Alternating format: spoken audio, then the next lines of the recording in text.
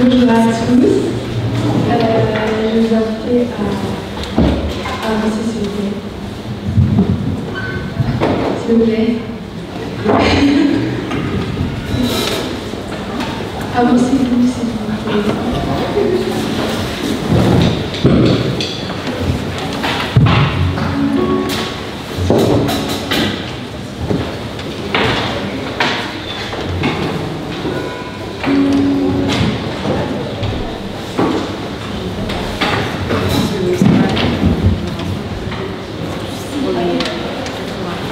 On va commencer par une prière.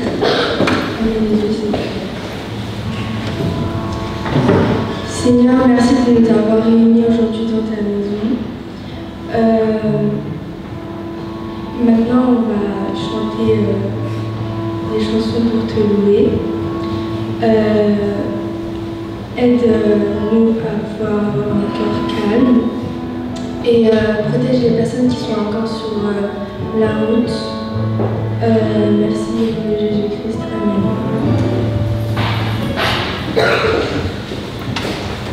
Dans Hébreux chapitre 4, verset 16, il est dit « Approchons-nous donc avec assurance du trône de la grâce afin d'obtenir miséricorde et de trouver grâce pour être secourus dans nos besoins. » Mes chers frères et sœurs, n'ayons pas peur de vouloir se rapprocher et connaître notre Seigneur. Il nous aime, ce n'est qu'auprès de lui et sa parole que nous pouvons grandir et trouver la grâce. Je vais vous inviter à vous lever. On va chanter auprès de Dieu.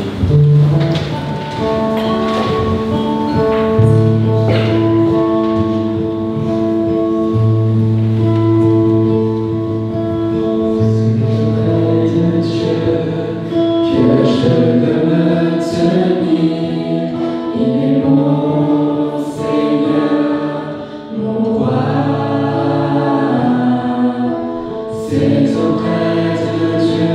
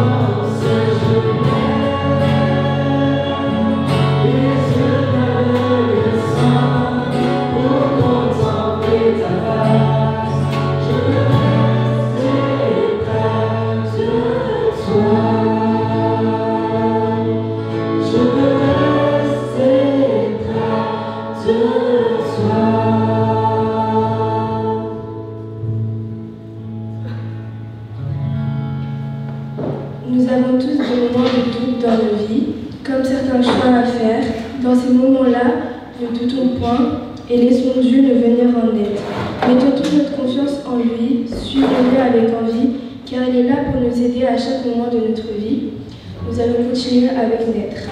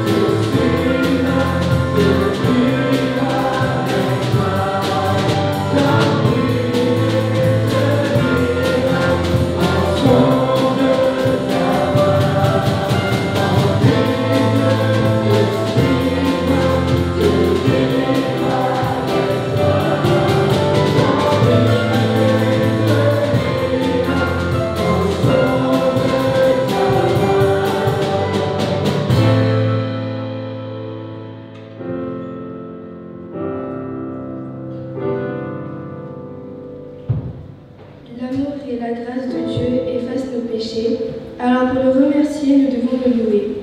Dans Matthieu chapitre 21, verset 9, il est dit « Ceux qui précédaient et ceux qui suivaient Jésus criaient « Hosanna au fils de David, béni soit celui qui vient au nom du Seigneur, Hosanna dans les lieux très hauts. » Mes frères et sœurs, prenons exemple sur ce verset et louons notre Seigneur, car il est digne de nos louanges. Nous allons chanter Hosanna.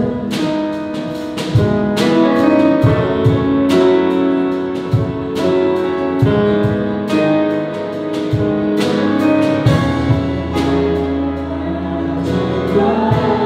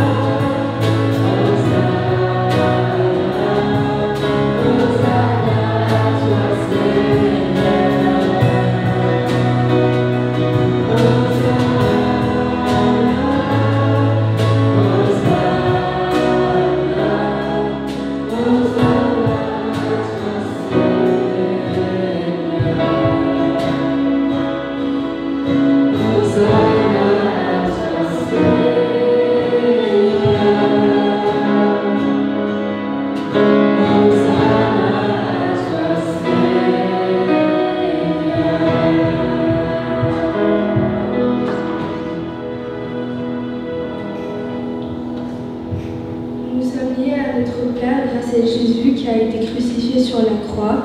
Son sang a coulé pour nous sauver du péché. N'oublions pas qu'il nous aimera quoi que l'on fasse, alors prosternons-nous devant lui. Avons nos péchés, aimons-le comme il nous aime, car aucun amour n'est plus grand que le sien. Nous allons finir par à la croix.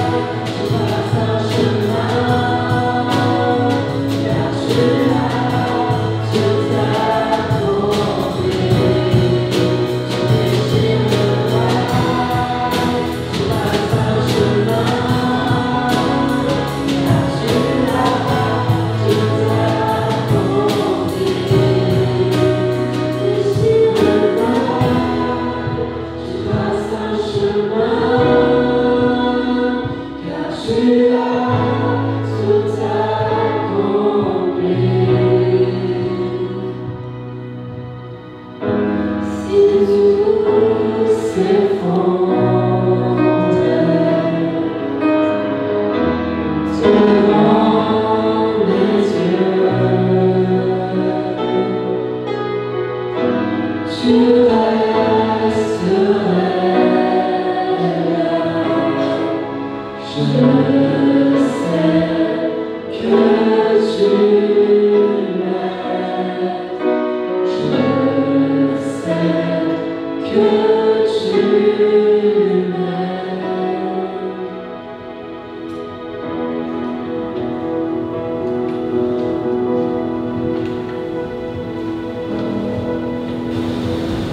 allons finir par une prière.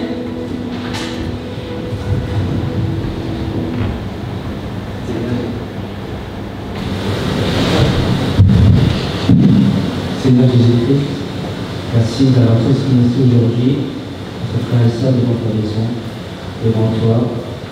Aujourd'hui, on a eu plus de francophones, de nous le courage et la sagesse, et donne-nous un cœur sincère et calme, humble, pour venir devant toi, à t'adorer, à te louer, à apprendre ta parole.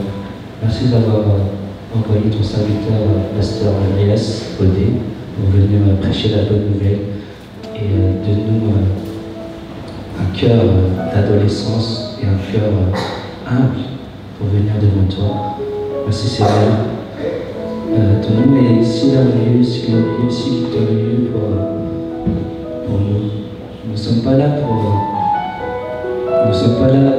de hasard, mais nous sommes venus par toi, et donne-nous cette sagesse, cette gloire pour venir à toi, pour te louer.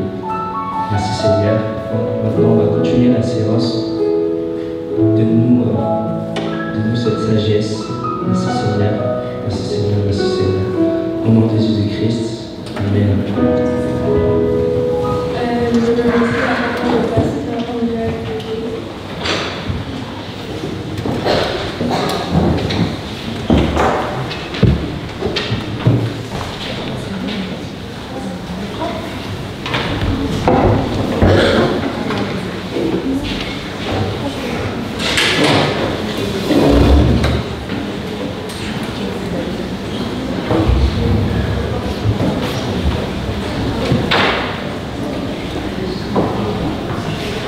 Bonjour à tous.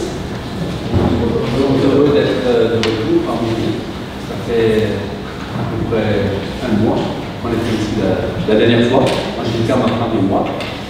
Toujours une joie de venir pour vous revoir. J'espère que la joie est partagée. Non? Pas tellement. Je veux dire que j'espère que vous aussi vous vous réjouissez. Parce que vous êtes de retour parmi nous. Voilà. En tout cas, nous sommes ici pour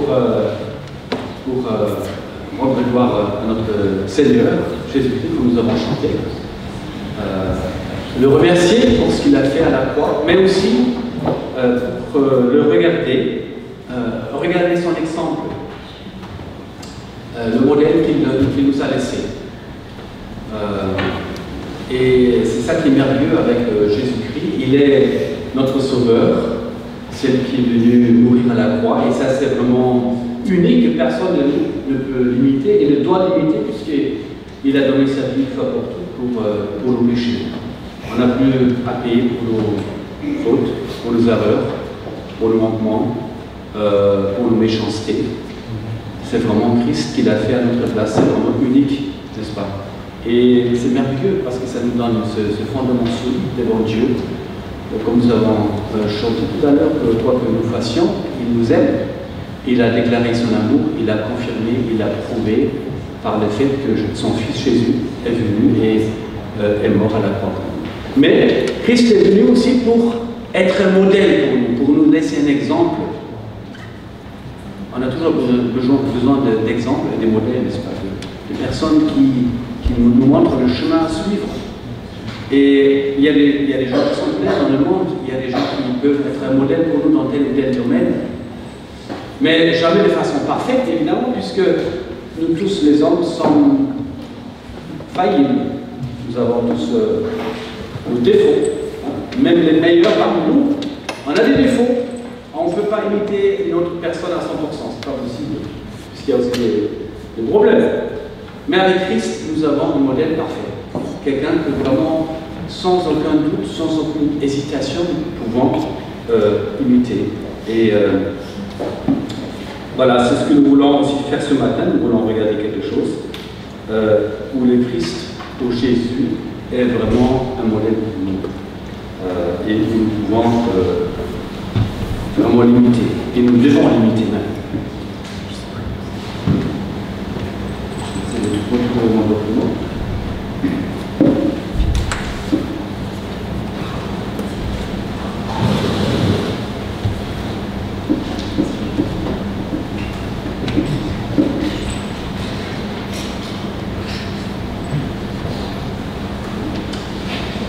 Alors, je ne sais pas si vous vous souvenez de ce qu'on a fait la dernière fois.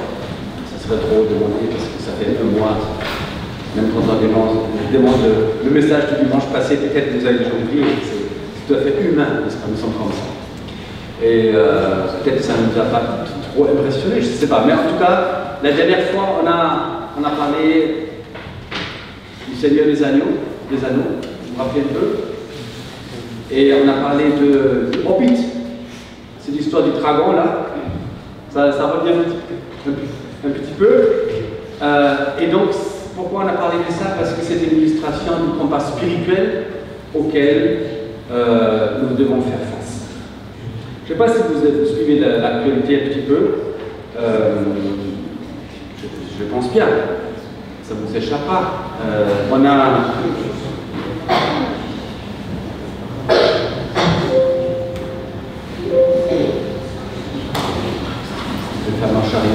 Il y a une autre devant ça, non? Non, c'est le premier? Oui, c'est le premier. Bon, je ne sais pas si... Est-ce que ça vous rappelle quelque chose, cette image? Peut-être pas. Peut-être qu'on va prendre le prochain. Le suivant. Ça peut-être vous... C'est un drapeau en berne, n'est-ce pas? Quand il y a un deuil dans un pays, on rabaisse le drapeau et c'est pour montrer que nous sommes tous en deuil. Et ce pays qui est en deuil, c'est lequel? La Nouvelle-Zélande. Donc voilà, vous avez bien suivi l'actualité. Alors qu'est-ce qui s'est passé là? C'est quelque chose qui est incompréhensible, n'est-ce pas? Un homme à qui rien ne manquait certainement.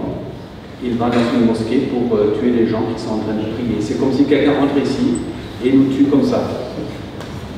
Pour une raison, on a du mal à comprendre. Ils se sentent menacés par cette minorité qui ne fait même pas 1% en Nouvelle-Zélande, qui sont les musulmans. Et voilà, ils croyaient devoir faire cet acte de vengeance ou de, je ne sais pas, de défense pour lui. Ça, on ne comprend pas. Et je pense que personne ne peut comprendre ça. On a une autre image. Ça aussi, ça vous dit quelque chose? C'est un peu plus près que la Nouvelle-Zélande, hein, c'est vraiment la Nouvelle-Zélande, c'est de l'autre côté du globe. Mais là, c'est devant notre porte. Les Champs-Élysées, vous avez bien reconnu, et la tour, l'arc de triomphe. C'est pas très glorieux ce qu'on voit là, n'est-ce pas, évidemment, malgré ce symbole des gloires de la France, etc. Mais c'est aussi une réalité. Heureusement qu'on ne peut pas lire ce qui est écrit là sur le drapeau, il ne vaut mieux pas. En tout cas, c'est pas très glorieux non plus. Et voilà, il y a des gens qui sont fiers d'avoir fait ça. Mais je pense que ce n'est pas des choses dont il faudrait être fier. Mais ça montre que notre monde a un grand problème. Il y a un malaise dans notre monde. Il y a des gens qui sont malheureux, malgré le fait qu'ils ont tout vraiment pour vivre. Hein, il y a des gens qui souffrent dans d'autres pays où ils n'ont pas assez à manger, il y a la guerre et tout. Chez nous, ce n'est pas le cas. Chez nous, on peut s'exprimer, chez nous, on peut aller dans la rue, on peut exprimer son opinion, on a quand même assez à manger, on a un toit sur la tête, et malgré ça, il y a des gens qui sont malheureux et qui font du mal à d'autres et qui utilisent la violence, etc. Alors, toutes ces images-là, je ne veux rien juger, c'est simplement un constat. Je ne suis pas pro ou contre les gilets jaunes, etc. Ne me plaît pas. Ou des choses qui se passent là. Mais en tout cas, c'est simplement une observation que nous tous nous faisons. Et comment est-ce qu'on va comprendre ces images et quelle sera notre réaction à tout cela? Alors, quel est le problème de notre monde? Ce manque de repères, ce manque d'orientation, ce manque de paix, cette haine qui se déchaîne dans ces différents lieux de notre monde. Ça, c'est juste quelques exemples. Et d'où vient ce malaise? Nous savons qu'il y a le mal dans le monde, n'est-ce pas? Il y a la méchanceté dans le monde. Il y a la guerre, il y a la haine, il y a les conflits, il y a la jalousie, il y a tout cela. Tout un paquet. Et là, ça semble loin de nous, peut-être d'une certaine manière, mais c'est beaucoup plus proche aussi, n'est-ce pas? Donc, nos relations, le petite méchanceté que nous avons entre nous. Hein? Est-ce que ça vous est arrivé à être méchant avec quelqu'un? À lui dire des choses qui ne sont pas très gentilles? Est-ce que ça vous est arrivé d'avoir une mauvaise pensée par rapport à votre collègue de classe, à l'université, au travail, à l'église? Ça vous est arrivé?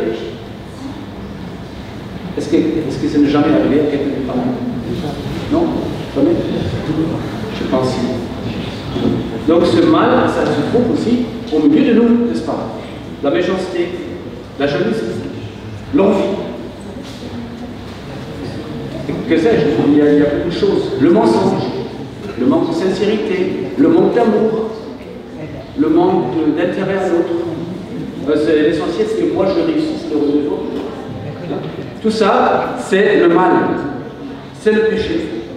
Et ça, c'est un témoignage d'une réalité spirituelle dans notre monde, qu'il y a quelque chose qui ne va pas. Et la dernière fois, on a parlé de ça. On a parlé de ça. Et on est retourné tout au début de la Bible. Vous avez déjà vu la Bible, je pense. Peut-être d'un bout à l'autre, peut-être pas encore. Mais peut-être que vous avez commencé au début. Et le premier livre de la Bible s'appelle comment? Genèse. Super. La Genèse. Et ça commence super bien, la Genèse. Hein? C'est le livre des commencements. Mais déjà au chapitre 3, ça se gâte. Qu'est-ce qui est arrivé au chapitre 3?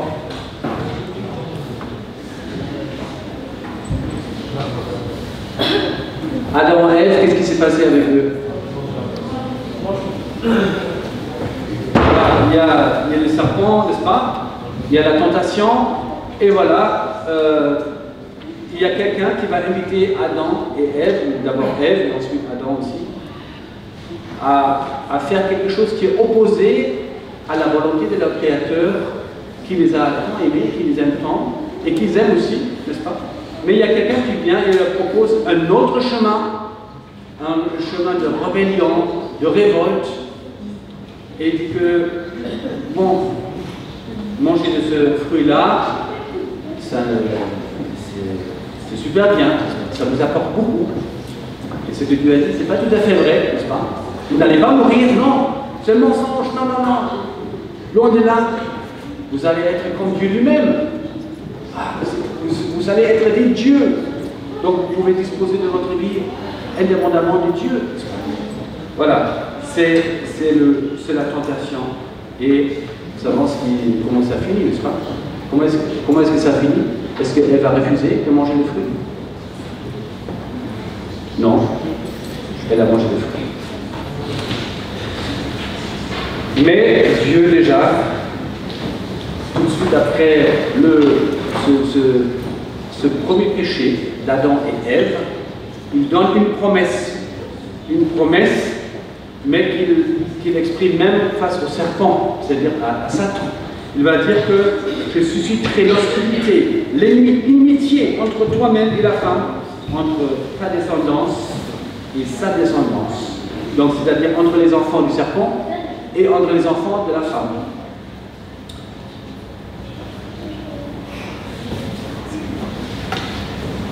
Celle-ci, c'est-à-dire la descendance de la femme, t'écrasera la tête, toi, Satan, et tu lui écraseras le talon. Donc, Dieu donne cette première promesse, et il dit qu'il y a inimitié, il y a conflit entre Satan et sa descendance, et ceux qui le suivent, et la descendance de la femme. Ève est la mère de tous les vivants. Nous sommes tous des enfants de Ève. Est-ce que vous savez ça? Nous sommes tous des enfants d'Adam et Ève. Mais cette promesse ne concerne pas simplement l'humanité, mais concerne une postérité, une descendance particulière de Ève. N'est-ce pas? Un descendant particulier, spécial de Ève. Et c'est qui ces descendants-là?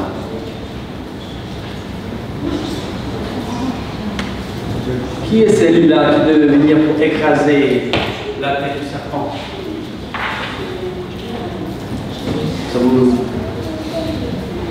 Ça vous dit rien? Plus fort. Jésus, super bien. Donc la première promesse du Sauveur, n'est-ce pas, qui est dite là.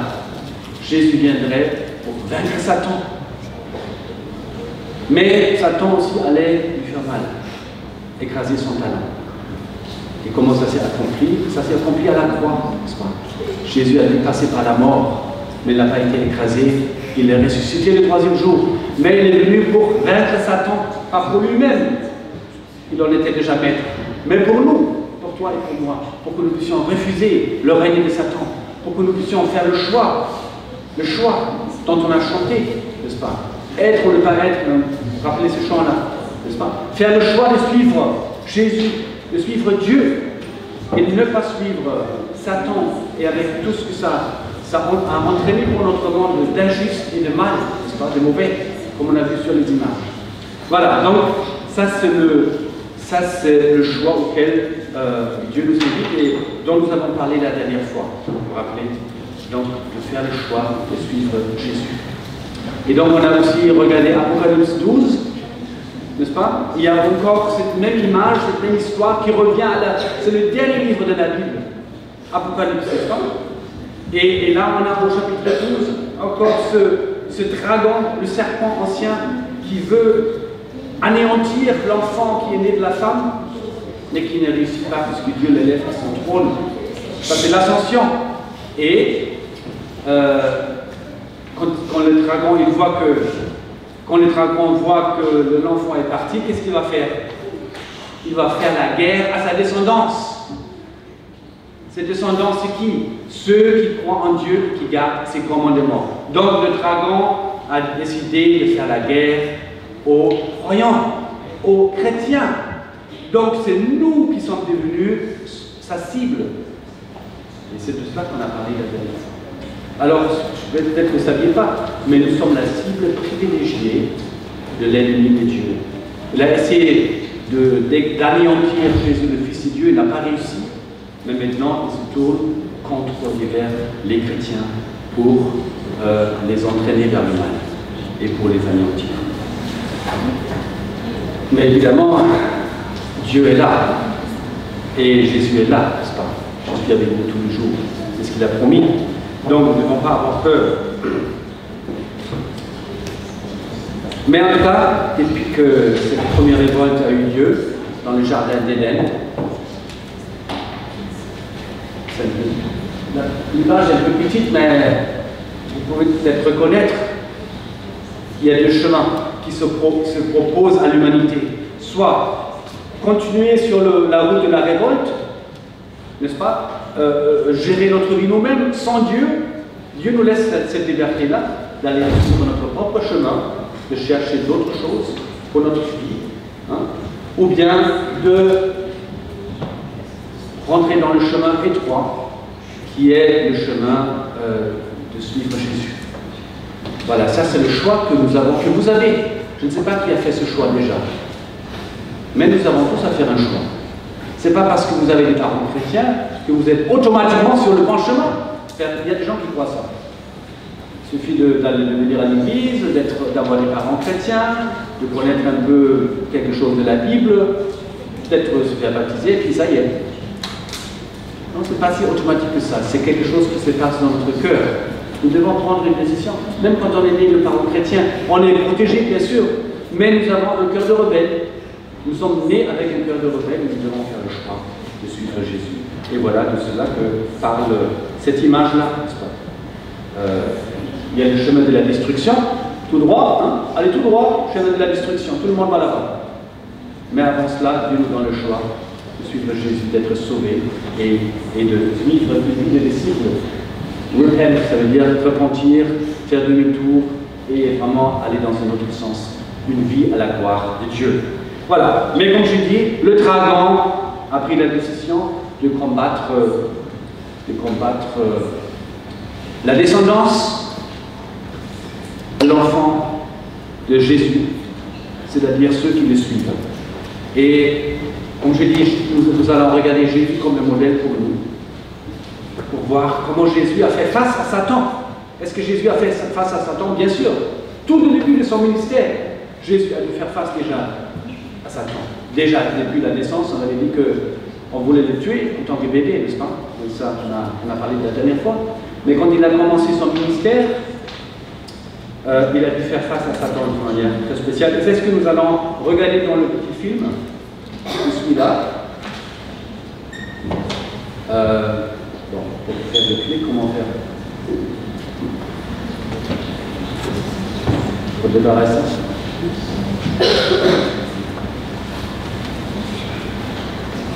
Non, peut-être.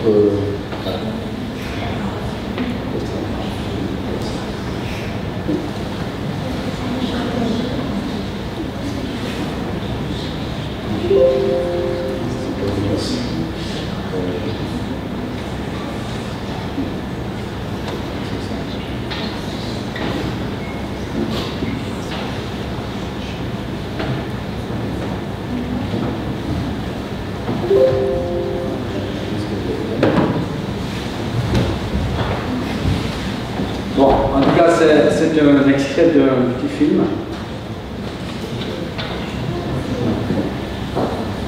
Non, il ne faut pas faire double clic là-dessus. Il faut cliquer ici. Ah, il faut la clé aussi. Bon.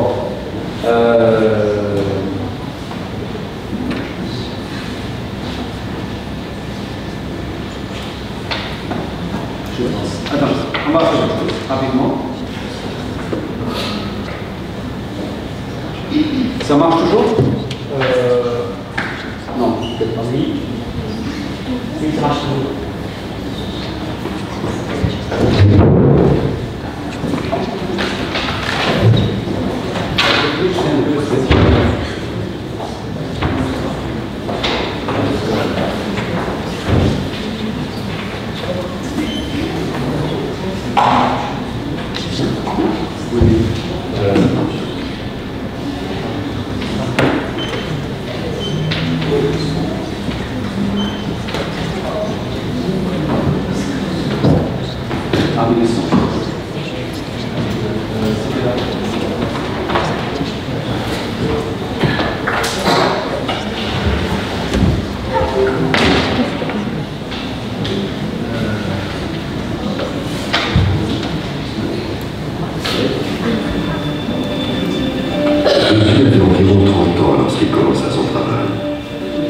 Saint-Esprit, il revint du Jourdain. Et l'Esprit le conduisit dans le désert.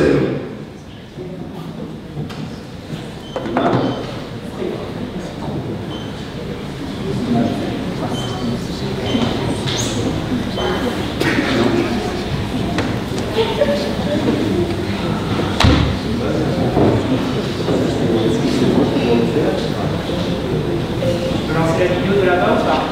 Non.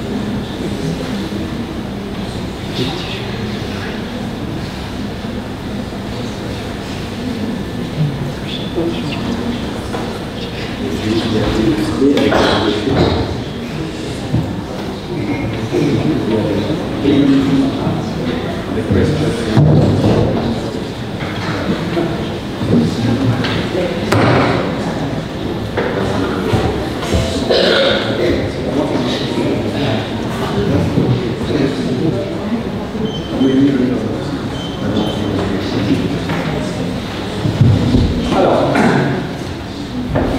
la vidéo va venir tout de suite.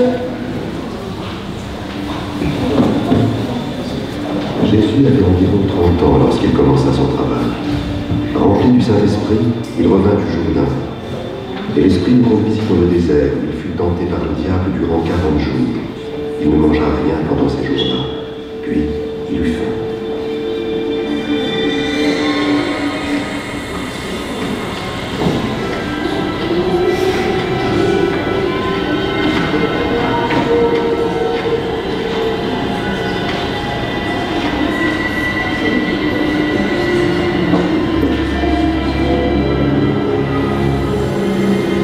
Alors le diable lui dit, si tu es le Fils de Dieu, ordonne donc à cette pierre de se changer en pain.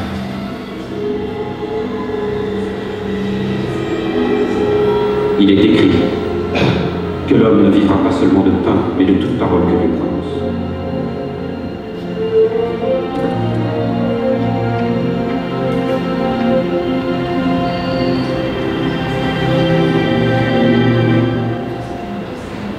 Le diable l'emmena sur une hauteur, lui montrant en un instant tous les royaumes de la terre. Je te donnerai tout ce pouvoir avec la gloire de ces royaumes, parce que c'est à moi qu'il a été remis et que je le donne à qui je veux. Toi donc, si tu m'adores, tu l'auras tout entier. Il est écrit, tu adoreras le Seigneur ton Dieu, et tu ne serviras que lui.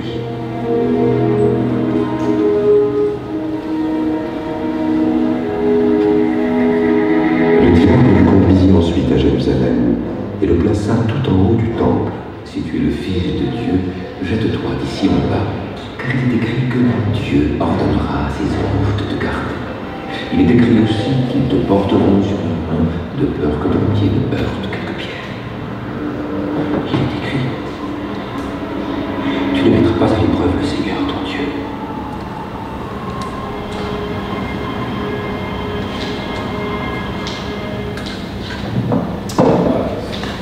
Merci.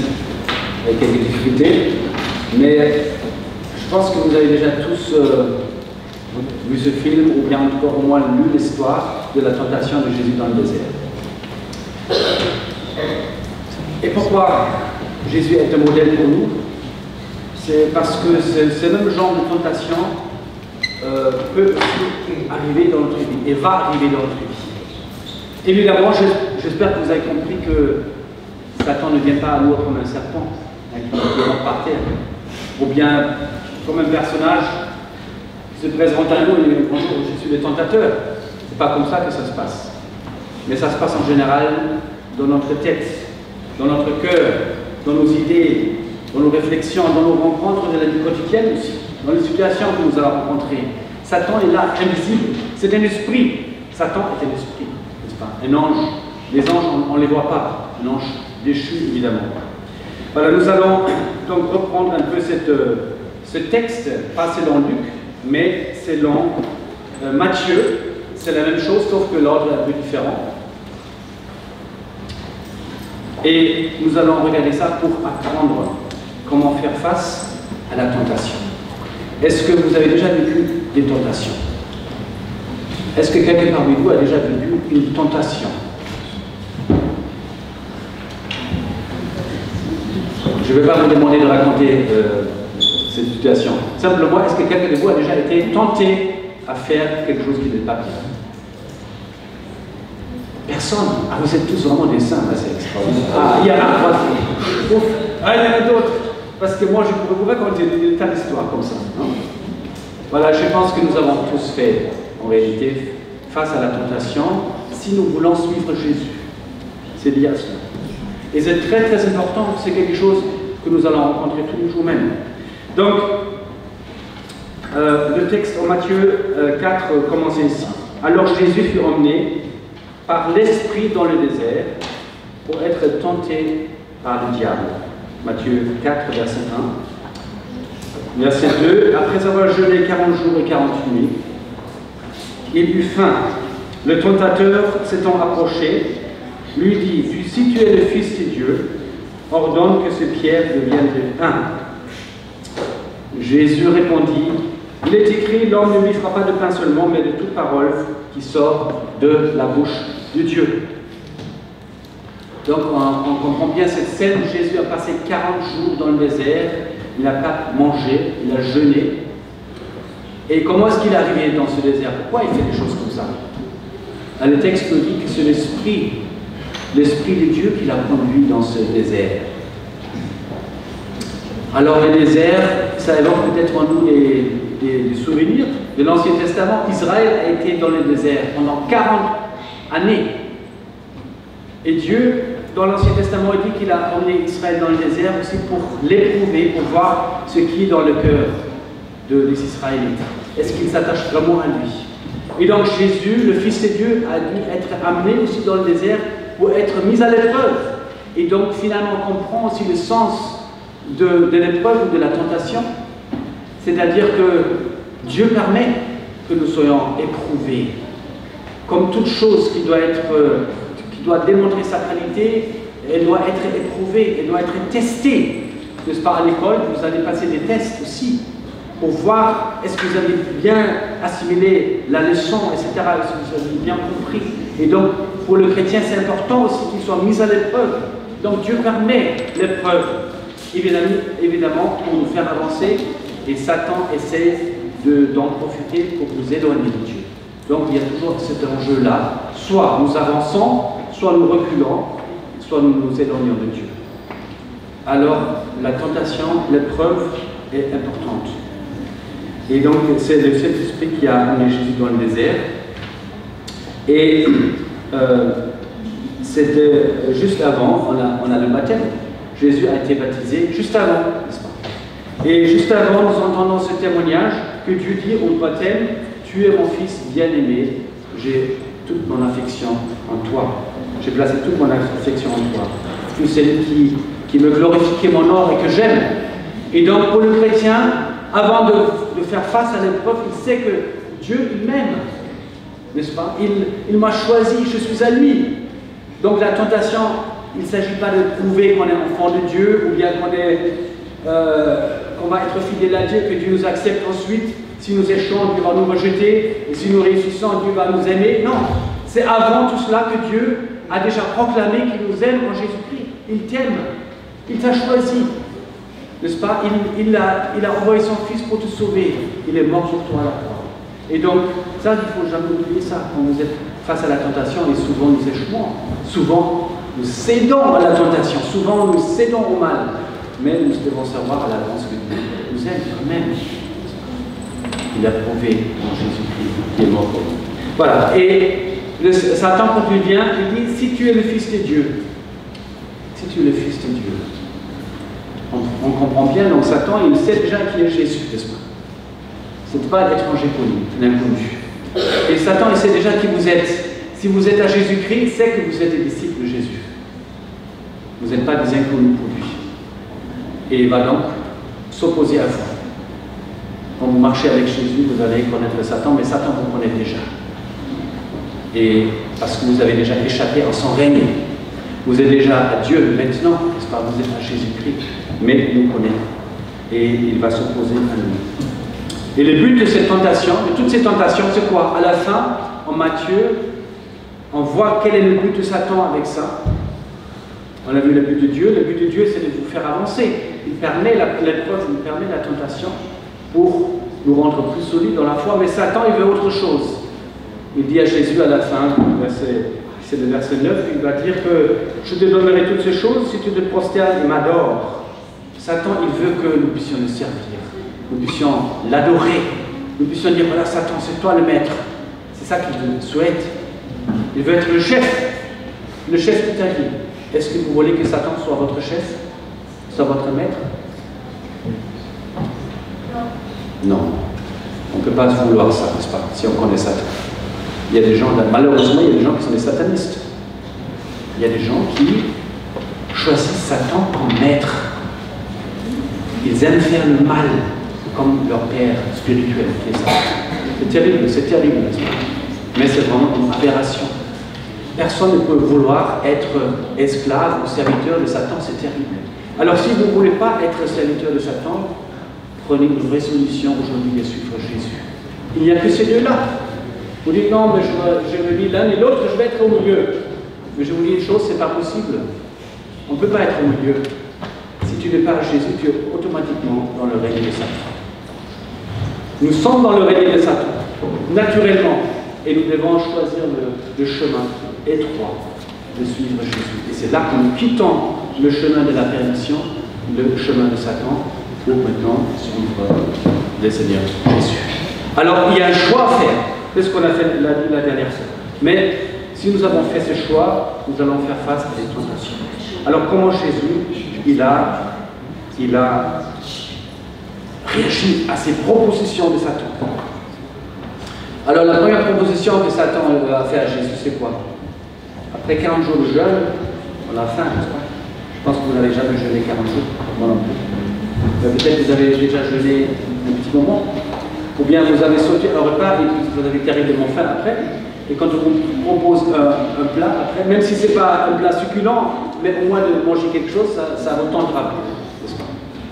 Et donc là, cette tentation que Satan fait à Jésus, alors si tu es le Fils de Dieu, ordonne que ces pierres-là que tu vois, il y avait partout des pierres, deviennent des pains. C'est bizarre, n'est-ce pas? C'est très bizarre. Mais en tout cas, Jésus avait ce pouvoir-là, effectivement, de transformer des pierres en pain, si vous voulez. Il aurait pu en faire aussi des rôtis. Il avait ce pouvoir-là. Il était quand même le Fils de Dieu, le Créateur. Donc il aurait pu transformer ces pierres. Vous allez dire, mais bon, pour moi, c'est en dehors de ma portée, quoi. Ça ne me parle pas trop. Je ne peux pas transformer les choses. Mais non. Mais le principe là, c'est que Satan, il utilise le besoin physique que nous avons, les désirs, le besoin que nous avons dans notre corps, pour en faire des tentations. Ça nous parlera plus. Et parfois, les choses sont vraiment à notre portée. C'était à la portée de Jésus de transformer les pierres en pain. À ta portée, peut-être, c'est de regarder une image qui n'est pas bonne, n'est-ce pas? De faire un clic dans l'ordinateur sur le téléphone pour voir quelque chose qui n'est pas bon, pour aller sur des sites qui ne sont pas bien. Ça, c'est à notre portée, tout à fait. Et si nous avons le choix de dire non ou de céder à cette tentation-là. Donc, Satan, il veut utiliser notre nature, notre corps, nos besoins physiques, même légitimes, n'est-ce pas? Même légitimes. La faim, ou on a d'autres appétits, n'est-ce pas, physiques, qui sont légitimes, mais peut-être à un moment donné, c'est pas bien de nous laisser conduire par ces appétits-là. Il faut dire non, j'ai appétit de ça, je veux. Mais c'est pas bien, c'est pas à la gloire de Dieu, ou c'est pas les moments. C'est pas les moments. Manger, ce n'est pas le péché, évidemment. Mais ce n'est pas les moments pour Jésus. Pour nous aussi, il y a des choses qui ne sont pas à leur place.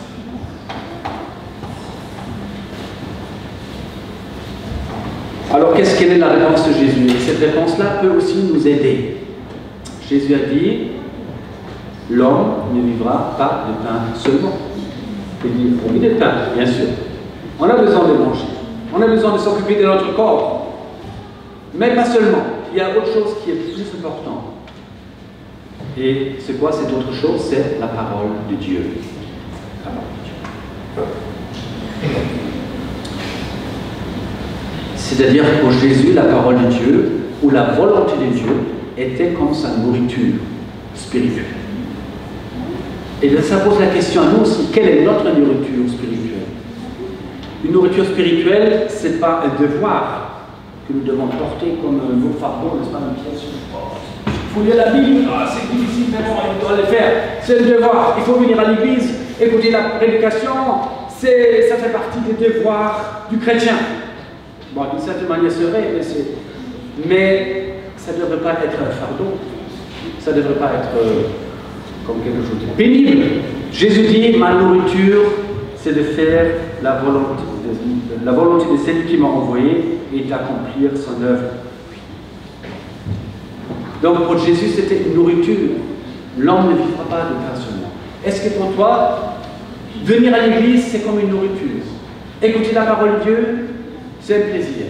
On a chanté ça aussi, n'est-ce pas? C'est un plaisir plein de rire et de joie, en tout cas le chant qu'on a chanté. Ça m'a beaucoup parlé, parce que justement, être chrétien, c'est un plaisir.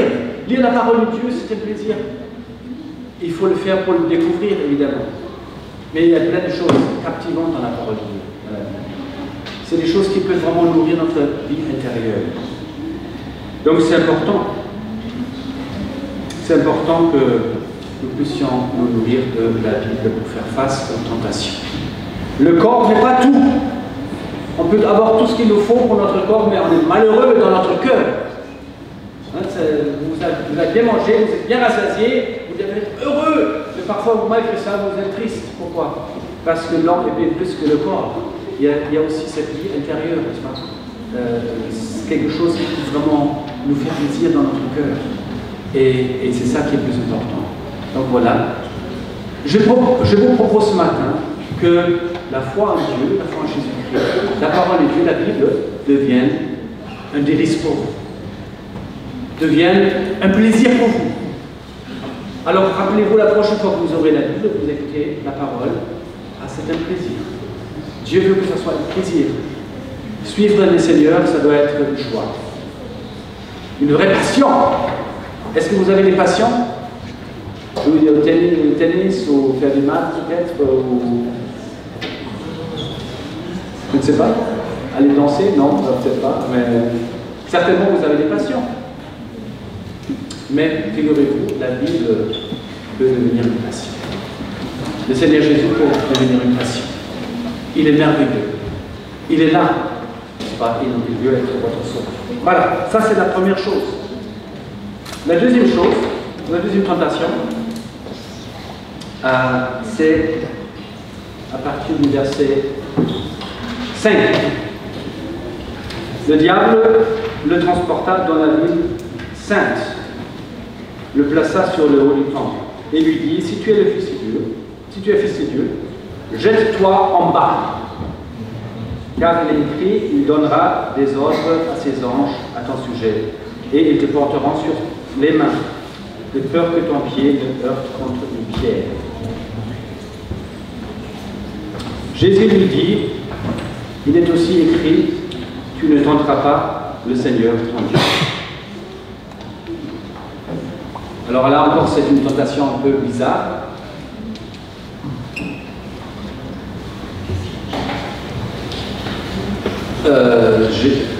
Donc Satan, il a le pouvoir de transporter Jésus sur le temple. C'est incroyable, n'est-ce pas? On voit que Satan, c'est pas n'importe qui. Il a un pouvoir, il a une puissance impressionnante. Donc il transporte Jésus sur le temple, qui est très haut, et il dit que voilà, comme tu es Fils de Dieu, et que tu t'aimes, donc tu peux te jeter en bas, et Dieu va te porter par ses anges. Comme ça a été promis d'ailleurs dans ta parole, n'est-ce pas? Dieu l'a dit dans le psaume 91. Il te portera, il envoie ses anges et ils vont te porter pour que tu ne heurtes pas ton pied contre une pierre. C'est impressionnant. Satan, il connaît même la Bible, il utilise même la Bible pour piéger Jésus. Et qu'est-ce qu'il veut piéger là en fait? Il veut que Jésus puisse mettre à l'épreuve son Père. Il dit, est-ce que Dieu, il fait vraiment ce qu'il a promis? Hein? Est-ce que Dieu est vraiment là quand j'ai besoin de lui? Je ne sais pas si ça vous est déjà venu à l'esprit.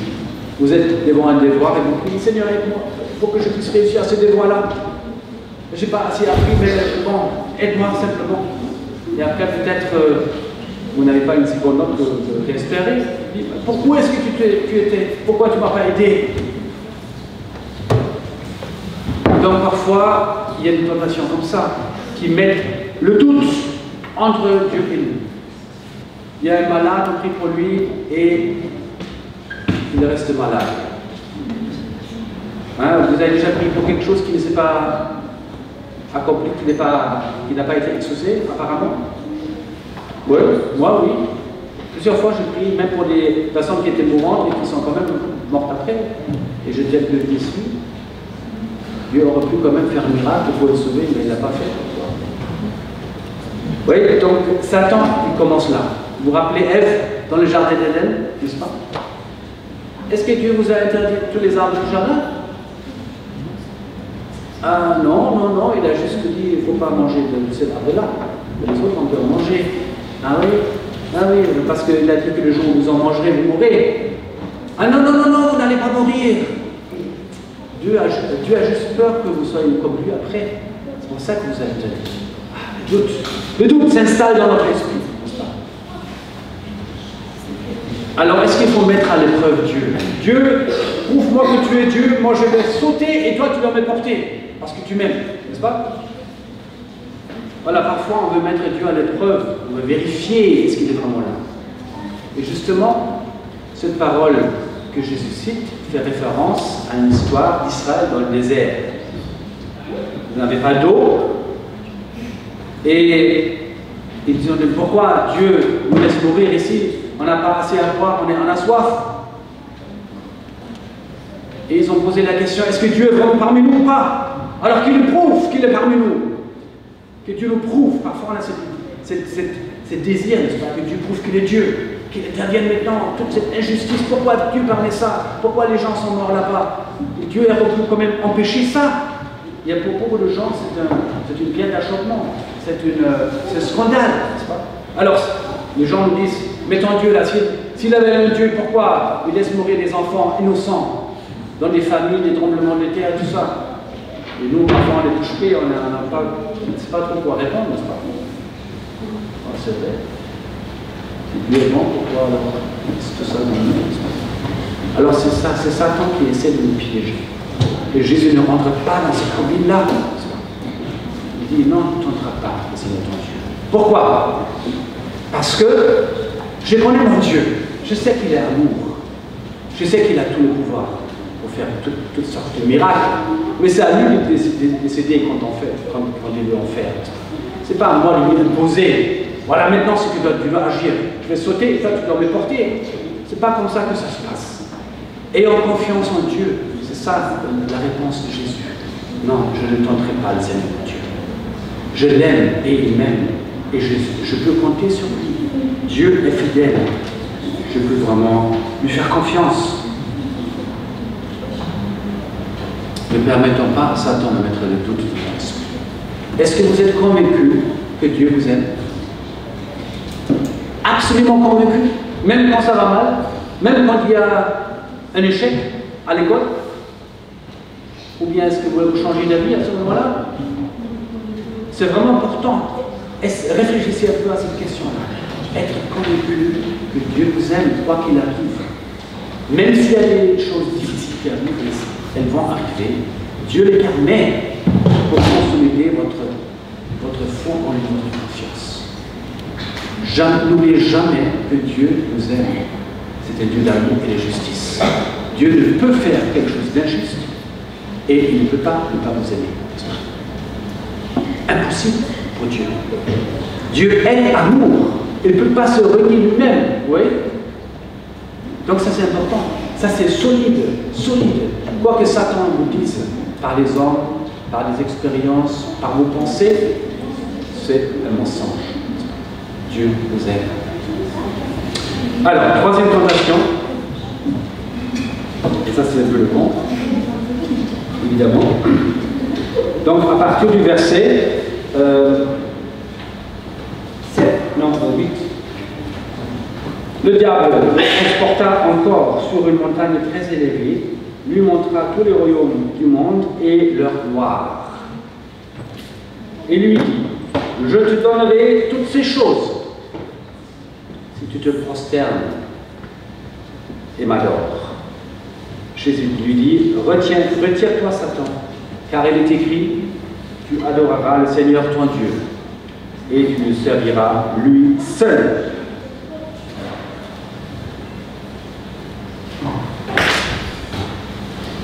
Alors là encore, on voit que Jésus est bien le prince de ce monde.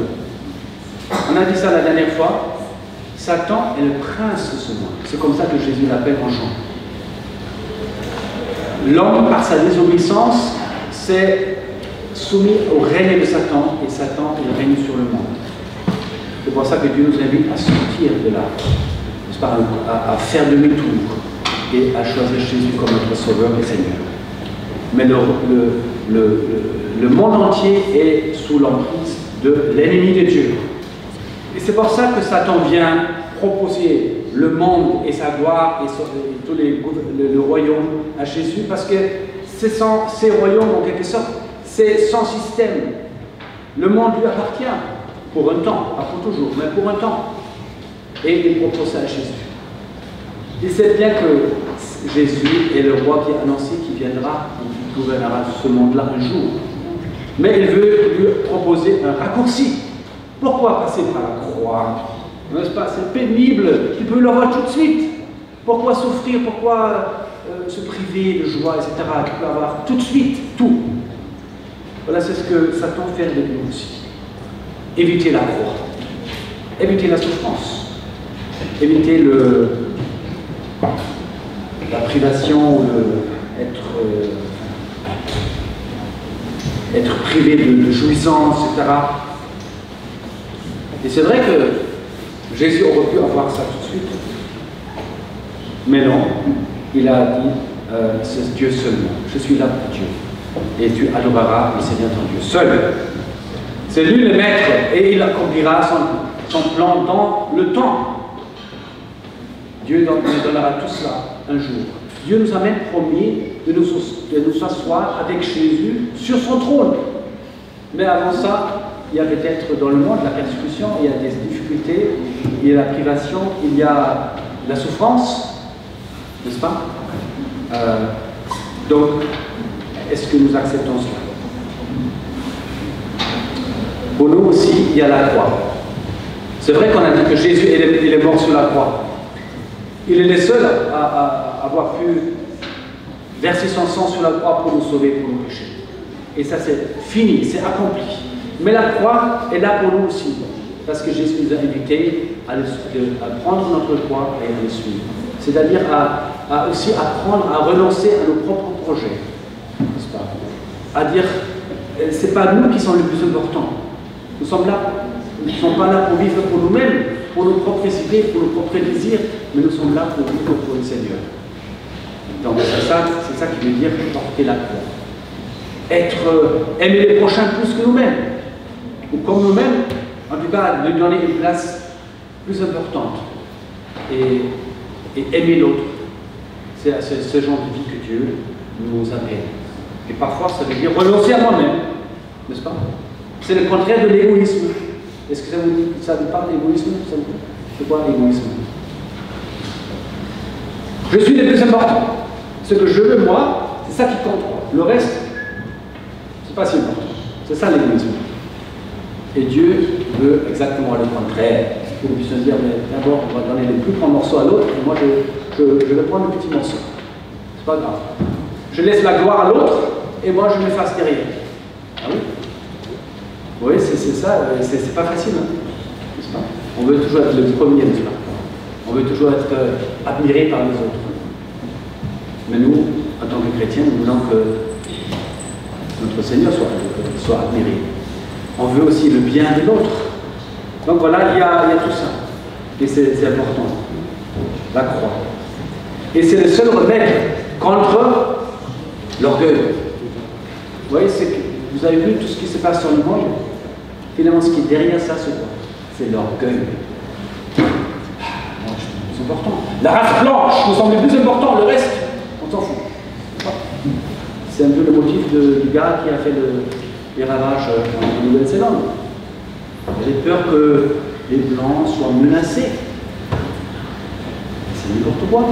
Mais c'est ça aussi, c'est un peu extrême, bien sûr, mais c'est ça l'égoïsme. C'est nous qui comptons, les autres, c'est pas grave. Et Dieu nous appelle à une autre vie radicalement différente, qui met le prochain en avant et qui fait de nous des serviteurs pour faire du bien aux autres. Ça, c'est vraiment une vie qui n'est pas facile, un grand défi, mais c'est à celui-là que Dieu nous invite. Et Satan, il veut que tu prennes le raccourci, que tu vas tout droit au but pour toi-même, mais tu vas tout perdre comme ça. Voilà, donc voilà, Jésus, il nous invite à le suivre. Est-ce que vous êtes prêts à le suivre? Je vais m'arrêter là, c'est déjà midi, hein. Mais je vais juste résumer rapidement. La première tentation nous a dit que l'homme ne vit pas de pain seulement, mais toute parole qui sort de la bouche de Dieu. Vous voyez, la parole de Dieu joue un grand rôle dans cette histoire. Tout le temps, on cite la parole de Dieu. Alors, ça pourrait être une résolution pour vous. Commencez vraiment à lire la Bible, si vous n'avez pas encore commencé, régulièrement, chaque jour, une petite portion. Mais prenez un temps pour lire la parole de Dieu. Elle vous est nécessaire à tous les niveaux. Et surtout, il faut qu'elle devienne votre joie, votre plaisir. Ce n'est pas parce que le papa est vraiment dit ce qu'il faut lire, hein, que tu vas prendre le lire. Ah, j'ai lu un chapitre, super. J'ai fait mon devoir, je peux faire. Non, mais ça peut vraiment devenir un plaisir pour vous. Il y a des gens qui ont commencé à l'âge de 4 ans, ou 5 ou 6 ans à lire la Bible, à écouter la Bible, et étant devenus adultes, connaissent bien la parole de Dieu et sont remplis de cette parole-là. J'ai un ami comme ça qui, à 10 ans, il voulait se faire baptiser. Mais il connaissait bien la parole de Dieu, il a commencé déjà à parler aux autres, à amener d'autres à la foi, d'autres enfants, à l'âge de 10 ans. Et aujourd'hui, il a 35 ans et il voyage à travers le monde et apporte la parole de Dieu. Et c'est un jeune bien dynamique, bien sportif, qui a même failli participer à l'Olympiade. Mais sa passion, c'est pas le sport, ou bien les voyages dans le monde, mais sa passion, c'est la parole de Dieu. Alors, vraiment, commencez à lire une portion de la parole de Dieu, de vous nourrir. C'est ce que Pierre nous dit. Désirez comme des enfants nouveau-nés, le lait spirituel et pur, afin que par vous, vous croissiez pour le salut. Si vous avez goûté que le Seigneur Jésus est bon. Alors, l'obéissance, la parole de Dieu, c'est vraiment, ça devrait être un plaisir. Deuxième tentation, chez toi, en bas, hein, parce que, voilà, mets à l'épreuve Dieu pour vérifier si vraiment il t'aime ou pas. Donc, ça parle de notre relation avec Dieu. Cette deuxième chose, c'est vraiment, restons en contact avec notre Dieu. Que ce soit une relation d'amour, de confiance. Je peux compter sur Dieu. Quoi qu'il arrive dans ta vie, comme difficile, Dieu sera avec toi. Un jour, tu n'auras plus ton papa, un jour, tu n'auras plus ta maman. Peut-être tes frères et soeurs ne sont pas avec toi. Même tes copains pourront t'abandonner. Dieu te restera toujours fidèle. Jamais il te lâchera. Il sera partout où tu seras. Dieu est partout et il ira avec toi. Donc vraiment, laisse rien rentrer dans une relation de confiance et d'amour entre toi et Dieu. Il t'aime. Que ce soit un fondement solide. Et voilà, il y a beaucoup de versets que je peux vous dire, mais je vais me limiter à ce que je viens de dire. Et troisième tentation, acceptons aussi la croix, la difficulté dans notre vie. Comme Jésus nous a invités à le suivre, il nous a dit aussi de porter sa croix, de renoncer aussi à certaines choses. C'est-à-dire, ce n'est pas nous qui nous supportons, mais c'est Dieu qui nous supporte. Je vis pour sa gloire, pour l'honorer, pour le faire connaître aux autres. Voilà, il y a donc ces trois tentations, reprenez-les à la maison, j'espère que vous vous souviendrez un petit peu. On peut faire une comparaison, mais les tableaux de toute façon on ne les voit pas très clair, je pense.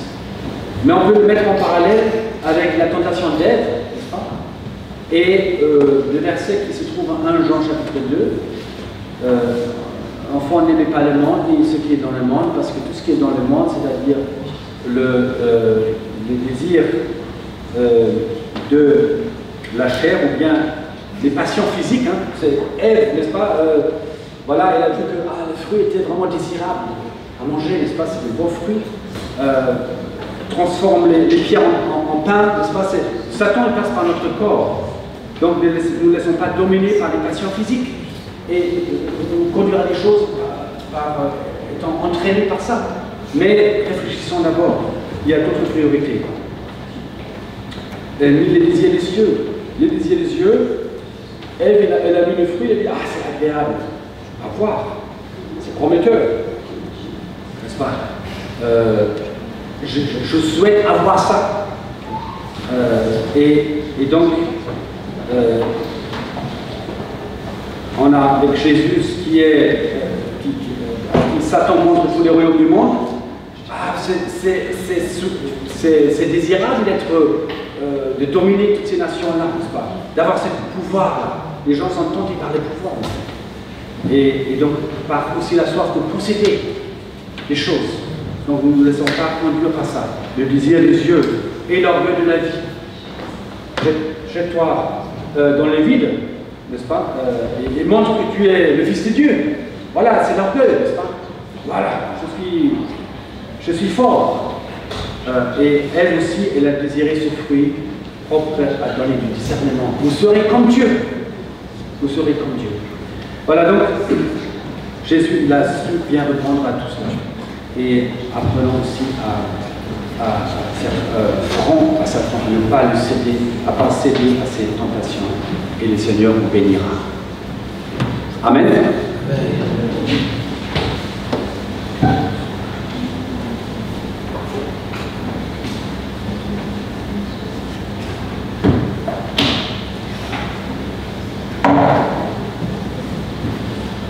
Est-ce qu'on va prier ensemble? Prions. Seigneur, merci parce que tu nous aimes. Merci parce que tu nous donnes l'exemple à suivre. Merci Seigneur parce que tu n'as pas cédé aux tentations de Satan. Tu as résisté. Tu as été victorieux. Seigneur, merci parce que tu veux faire de nous aussi des vainqueurs. Qui ne soyons pas dupes, mais qui comprenons quelles sont les astuces de l'ennemi pour nous y opposer et pour suivre ta volonté à toi. Seigneur, aide-nous à rester en ta parole, à vraiment trouver du plaisir à la lire et à la mettre en pratique.